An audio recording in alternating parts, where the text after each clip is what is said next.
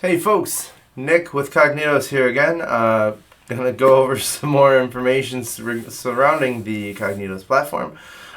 So we've spent a lot of time together going through the playground, going into the processes, going touched on exceptions, but we haven't gone really fully in depth into any of these. I've shown you how they work. So what I'd like to do this time is go into really everything that's available to you within playgrounds, so that you can see what's available, right? So first off, when we go into the playground, we have, of course, all the playgrounds that we've worked on. I've shown you all the templates. Up here we can click on new playground. That's great. But now, what are the tips and tricks of how you actually leverage stuff within the bounds of the playground? So first, let's just go into, I like this generate timestamp. It's simple, it's straightforward. As far as the process goes, basically what we're doing is we're setting the time zone, getting the current date, getting the current time, and creating a string from that can be used as a composite timestamp. So what we can do here is we can start off by, let's say that this was actually my friend's playground. It was, that's not true. It was created by me, but if it was, let's say that I don't want to break anything that they've been working on, and so what I can do is instead of playing around in what they've already created, is I can go up here to the little three dots, ellipses. I can create a new playground. I can duplicate a playground. I can delete a playground. I can show a visualization. Now, the show visualization is a future iteration, so I'm not going to show that now. You'll see it doesn't. It's just waiting. But if I go up here and I can do duplicate playground, now what this does is instead of me copying and pasting and creating a new playground, I have this available. So I can do generate timestamp 2, and so now I can go over here to the panel, the show playground history, and we can see this is generated timestamp. We know that's 2. If we can hover over it, we can see it. And then down here we have generated timestamp that was created by me yesterday, last night at little before 9:30. So we know we have 2 different variations. Also from here, just for funsies, we'll go ahead and delete this and then hit yes. Now, absolutely, you can just go into the process itself, or playground itself rather, sorry, do a Control C, and then go up here and do new playground and do a Control V.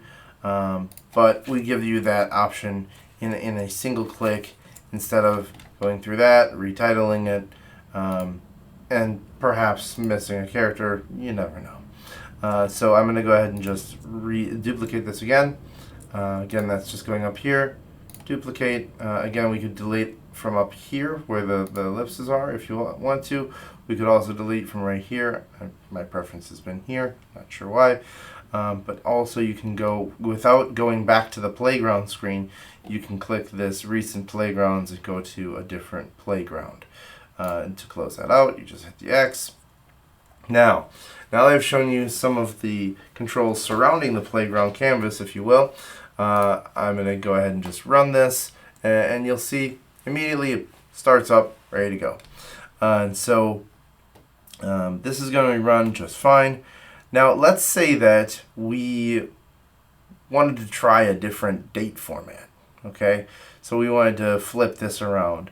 So what we could do is, let's just take this %m out and make that, so it's going to be day, month, year. Okay, and so now what I can do is I can hit run again. I want you to pay attention to where these green bars are, because what's going to happen is it's going to just start off on line 2. And that's because it's already gotten the current date. It has everything that it needs to go into convert, and then it goes ahead and still converts it. Now, immediately you can see why, or how that could be very confusing with August 10th or October 8th. But we are able to simply change the format here. So let me go ahead and put that back. Simply change the format here, and we don't have to re-step through all of the processes, every line that's already been executed. Now, at first glance, this doesn't seem like that big of a deal, but I assure you, when you have loaded in a few files and done some conversion on the data, this is a big deal.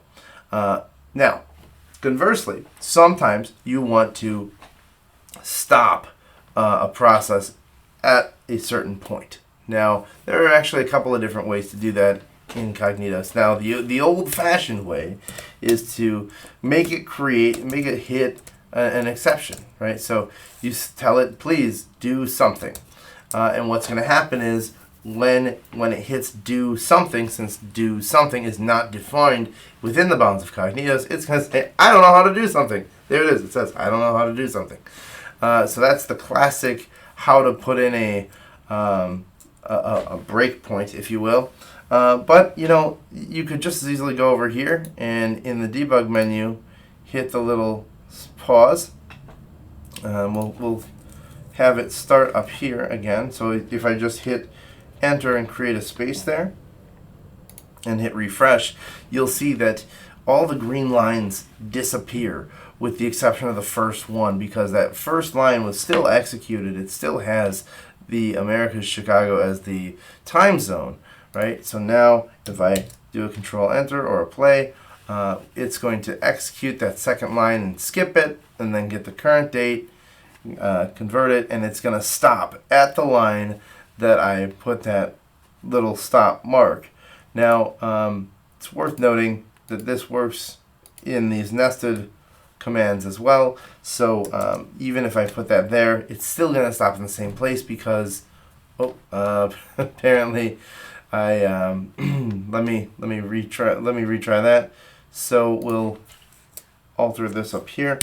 So that was because it had already done that step, and I started in the wrong spot. So apologies for that. So let's go ahead and redo this. We'll go ahead and run it, and now it will stop at line 6, because line 6, in order to complete it, it's gonna need to do line 7. So that's what you would see normally if you're using this breakpoint in the standard fashion. So so that is, and one last thing up here, we have this restart, which is going to restart the playground altogether from the beginning. So that's another way to restart. And so that is what I had to show you. I think we've covered everything else in the playground. So yeah, if you have any questions on the functionality within the playground, please feel free to reach out and ask. All right. Have a good day.